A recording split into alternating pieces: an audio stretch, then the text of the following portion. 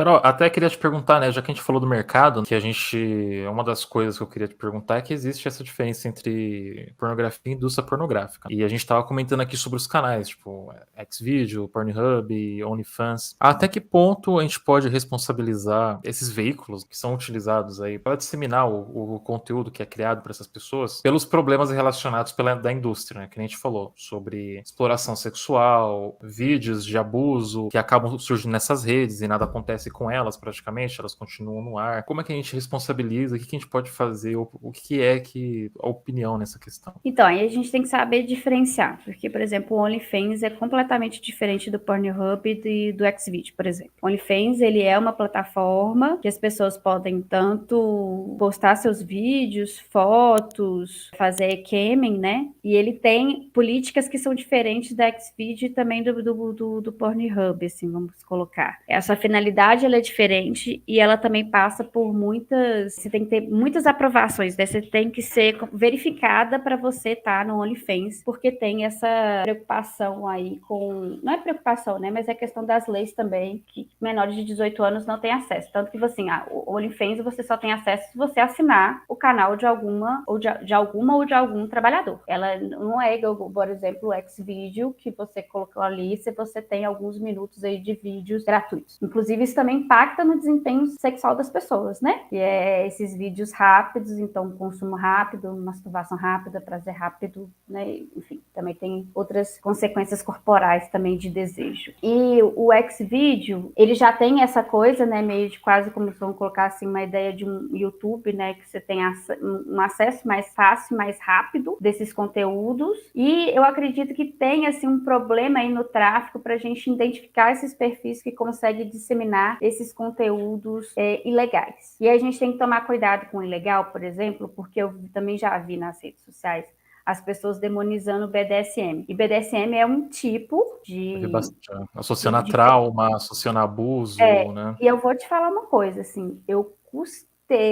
entender o que é BDSM. Que não é simplesmente uma relação de dominado e dominante. Isso eu aprendi muito com as mulheres, né, com quem eu entrevistei. E as relações dentro do BDSM, elas são tão bem estabelecidas, é tudo tão à base do consentimento, que eu perigo dizer, assim, que não existe uma relação abusiva. Porque tem limites, tem códigos, tem uma moral. Palavra de segurança, né? Se a pessoa falar Palavra a de palavra de segurança. segurança, acabou ali. Acabou ali, exatamente, assim, o sexo, né, dentro do BDSM, ele é inteiramente dialogado, assim, é muito complexo, sobretudo aquelas que vendem esse conteúdo, que são, inclusive, elas se tornam especialistas nesse tipo de serviço sexual. Só que acontece também de pessoas comercializarem esses vídeos, e as pessoas acharem que é puramente uma violência. Inclusive, o BDSM já foi até considerado uma doença psiquiátrica, né, depois que foi tirada dentro do manual, né, os fetiches sexuais. Então a gente tem que saber diferenciar o que é fetiche sexual e aquilo que é considerado violência, que eu acho que é esse problema que tem no Xvideo, que isso não tem uma separação. E que isso corrobora com essa viralização, às vezes, de vídeos que contribui com essa ideia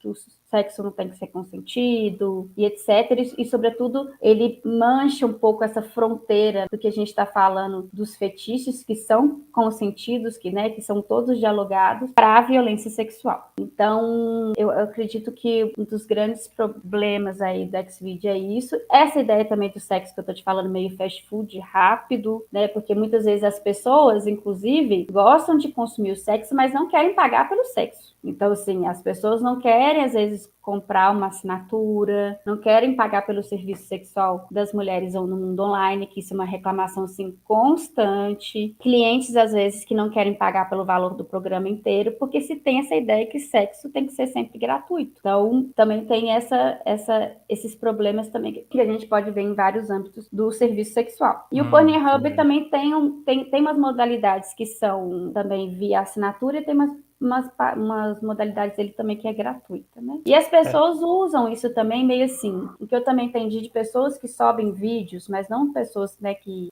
comercializam, né, violência, etc., de usar isso meio como uma parte muito essencial da divulgação do seu trabalho, porque aí quem realmente consome vai assinar. Aí muitas vezes as pessoas falam assim, ai, Carol, mas eu quero ver um negócio. Gente, existem várias plataformas ótimas para você consumir, que tem produções super bacanas, brasileiras, né? A gente possa até, eu vou meio fazer o jabá aí do pessoal, tem o pessoal do TechSplash, que tem a plataforma do Quente Clube, tem as profissionais que também fornecem o serviço assim, mais autônomo, que você vê as mulheres que gravam com outras mulheres, aí elas fazem um contrato, elas mesmas divulgam esses vídeos, vendem esses vídeos. Então, assim, tem várias formas.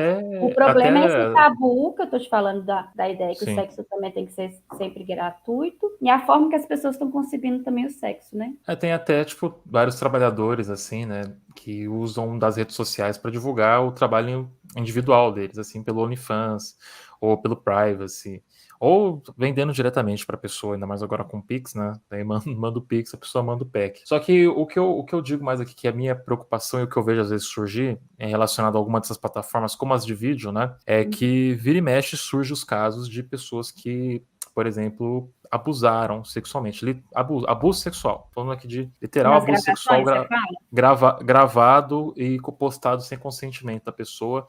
É disso que eu tô falando.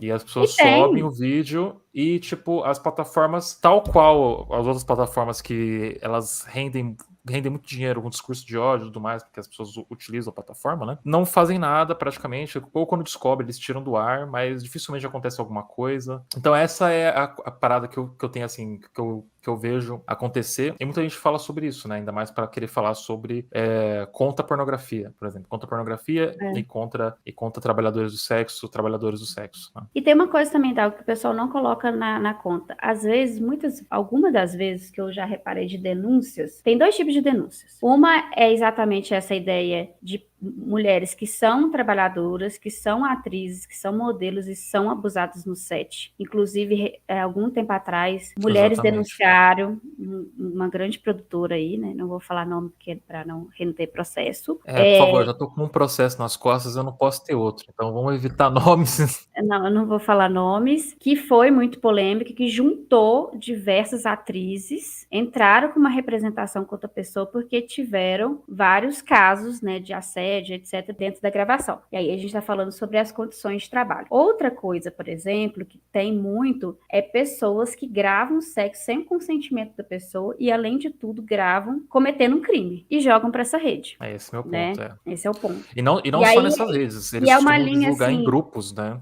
Tipo, joga diversos em grupos. grupos Que é esse Telegram, WhatsApp, Facebook. Se você depois você assiste esse filme da Netflix, O Homem Mais Odiado na Internet, e tem outro também que eu indico muito para as pessoas, que é o Pleasure, que tá no MUBI, mas eu acho também que dá para achar por torrent. Você né? consegue achar de formas alternativas na internet.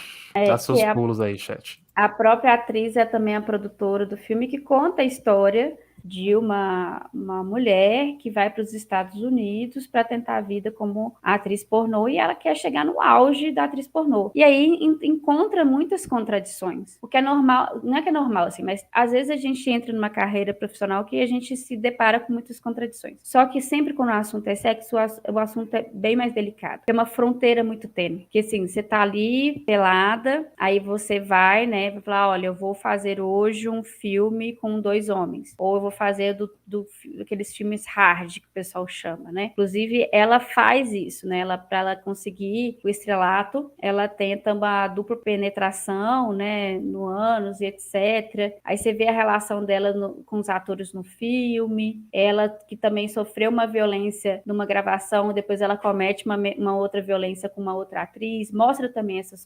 contradições, exatamente para a gente saber diferenciar as questões de condições de trabalho e o que é violência. Então, assim, quando uma atriz e um ator vão para um set, tem todo um contrato explicando exatamente o que vai ser feito, o que não vai ser feito, os direitos da pessoa, os pagamentos, né? Essa coisa também que o pessoal está falando, não tem uso da camisinha, tem uso da camisinha, tem testagem, uso de PrEP, que isso também diz relações sobre as condições de trabalho das pessoas. E aí é muito, muito complicado, que eu falo, né, que também é um calcanhar de Aquiles, que tem essa essa passagem, né, do sexo comercial para o sexo que não é sexo, que é violência, que é estupro. E aí, no caso, eu falo assim, ainda bem que começou essa discussão muito forte, inclusive na internet, para essas mulheres, por exemplo, terem coragem para denunciar uma grande produtora nacional de um caso de violência. E a gente vê isso acontecendo mundialmente, das pessoas falando mais sobre esses casos para poder reivindicar suas condições de trabalho. Né? Porque, por exemplo, no caso da pornografia, ela